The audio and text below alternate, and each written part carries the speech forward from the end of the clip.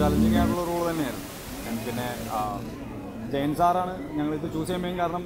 ഈ ഡയറക്ടർ, അതായത് ഇതിനു മുമ്പുള്ള മൂവിയാണെങ്കിലും ബെർലിൻ അവാർഡ്, പിന്നെ സാറിൻ്റെ ഫസ്റ്റ് ഡോക്യുമെൻ്ററി അല്ല ഡോക്യുഫിഷൻ ആണെങ്കിലും ദ ഷേപ്പ് ഓഫ് സൈക്കിൾസ് എന്ന് പറഞ്ഞാൽ അതൊക്കെ സാറിന് ഭയങ്കര വേൾഡ് ഫേമസ് ആക്കിയൊരു സംഭവങ്ങളായിരുന്നു. അത്ര ഒരു ഡയറക്ടറിൽ നിന്നൊരു ചാൻസ് നമുക്ക് വരിക എന്ന് പറയുമ്പം എനിക്കതിലേക്ക് വേറെ ഒന്നും തിരിഞ്ഞു നോക്കേണ്ട ആവശ്യമില്ല. പിന്നെ എൻ്റെ ഫാമിലി, ഞാൻ മാരീഡാണ്, അപ്പം വൈഫിനോട് പോയി ചോദിച്ചു, ഷീസ് ഓക്കെ, ദെൻ പിന്നെ എനിക്ക് വേറെ ഒന്നും നോക്കേണ്ട ആവശ്യമില്ല. അങ്ങനെയാണ് മൂവിയിൽ. ഞാൻ ഈ സിനിമയുടെ സ്ക്രിപ്റ്റ് വായിച്ച ശേഷം സ്ട്രൈക്ക് ചെയ്ത് ഈ ഒരു ഹാരിസ് എന്ന് പറഞ്ഞ ക്യാരക്ടർ എന്നെ വല്ലാണ്ട് സ്ട്രൈക്ക് ചെയ്തത്. ഐ മീൻ ഈ ക്യാരക്ടറിലേക്കാണ് എന്നെ കാസ്റ്റ് ചെയ്തതെന്ന് പറഞ്ഞപ്പോഴത്തേനും എനിക്ക് വേറൊന്നും കൂടുതൽ ചിന്തിക്കാനുണ്ടല്ലോ. കാരണം മലയാളത്തിൽ ഇങ്ങനത്തെ ഒരു സിനിമ അധികം നമ്മൾ എവിടെയും കണ്ടിട്ടില്ല. ഈ പൊളിറ്റിക്കലി ഇത്രയും കോൺട്രവേഴ്ഷ്യൽ ആയൊരു സബ്ജക്റ്റ് പ്ലസ് ഇങ്ങനൊരു ഡിഫറെൻ്റ് ആയൊരു കഥാപാത്രം ഇനി ഇങ്ങനെ ചെയ്യാൻ പറ്റുമെന്ന് എനിക്ക് തോന്നുന്നില്ല. അപ്പോൾ കിട്ടിയൊരു ഓപ്പർച്യൂണിറ്റി ഞാൻ യൂട്ടിലൈസ് ചെയ്തു.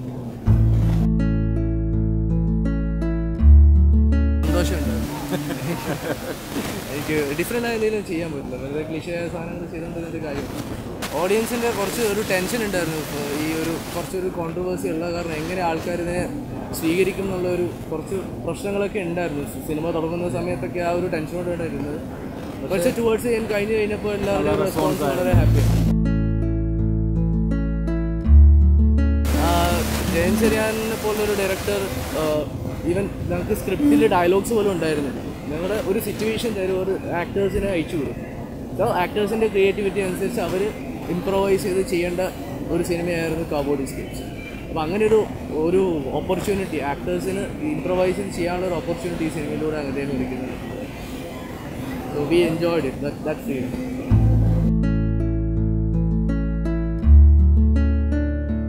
പക്ഷേ നമുക്കൊരു സിറ്റുവേഷൻ കിട്ടുമ്പോൾ ഇപ്പോൾ നമ്മൾ തിയേറ്ററിൽ എങ്ങനെ പെർഫോം, ഒരു തിയേറ്റർ ആർട്ട് പോലെ തന്നെ ഇപ്പോൾ ഇങ്ങനൊരു എൻ്റയർ സിറ്റുവേഷൻ കിട്ടിയപ്പോഴത്തേനും നമ്മൾ ആ ഒരു ക്യാരക്ടറിൽ ഇൻവോൾവ് ചെയ്ത് ചെയ്യുമ്പോഴത്തേനും അത് ആ ഒരു പ്രോസസ്സിനെയാണ് ഞാൻ ബേസിക്കലി എൻജോയ് ചെയ്തത്.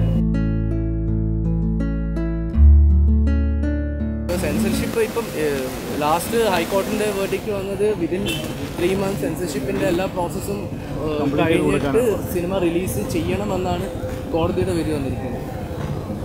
സോ ഇപ്പോൾ ഇല്ല, ഇപ്പോൾ കോടതി വിധി വന്നു, മൂവി റിലീസ് ചെയ്യണമെന്നുള്ളതാണ്. ഇനി ഇവർ സുപ്രീം കോടതിയിൽ പോയാൽ അറിയില്ല, നെക്സ്റ്റ് ഇനി അവിടെ പോയി ഇനി കുറേ കേസ് വാദിക്കണം. IFFK ഞാൻ എൻ്റെ സെക്കൻഡ് ടൈമാണ് ഇവിടെ. ആദ്യം കഴിഞ്ഞ വർഷം മൺറോത്തുരുത്ത് എന്ന് പറഞ്ഞ സിനിമ കൊണ്ടായിരുന്നു ഞാനിവിടെ വന്നിട്ടുണ്ടായിരുന്നു. ഇപ്രാവശ്യം IFFK ബ്യൂട്ടിഫുൾ വേൾഡ് ക്ലാസിക്സ് ഒക്കെ മലയാളികൾക്ക് കാണിച്ചു തരാൻ പറ്റുന്ന ഒരു വേദി IFFK. ഞാൻ സിനിമകൾ കാണുന്നുണ്ട്. എന്നെ സംബന്ധിച്ചത് ഫസ്റ്റ് ആയിരുന്നു. ഞാൻ ആദ്യമായിട്ടാണ് IFFKയിൽ പങ്കെടുക്കുന്നത്. ഇത്രയും വലിയൊരു സെറ്റപ്പാന്ന് പോലും എനിക്ക് അറിയില്ലായിരുന്നു. പക്ഷേ അമേസിങ്, പറയാതിരിക്കാൻ പറ്റില്ല.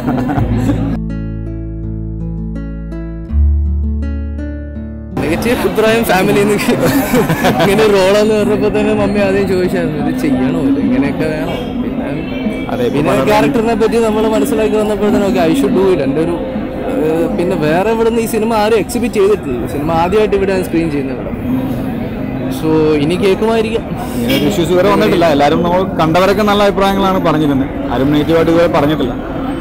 പറയാത്തതാണോ പറയാ എന്താണെന്ന് അറിയില്ല. പക്ഷെ ഇങ്ങനെ ഇതുവരെ ഒന്നും അങ്ങനെ ലഭിച്ചിട്ടില്ല.